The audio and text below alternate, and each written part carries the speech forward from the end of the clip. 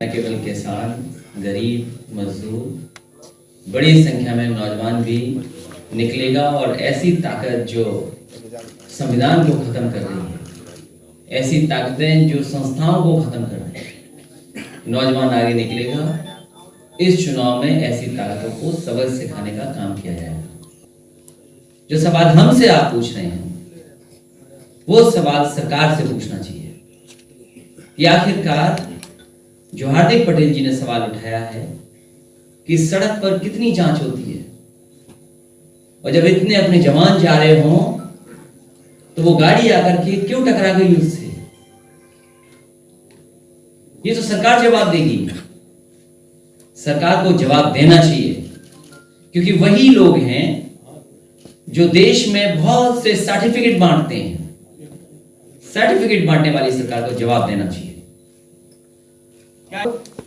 आज देश को मजबूत लोगों की जरूरत है, मजबूत सत्ता की जरूरत है, और राष्ट्रभक्ति और राष्ट्रद्रोही का मायना हम लोगों को समझने की जरूरत नहीं है।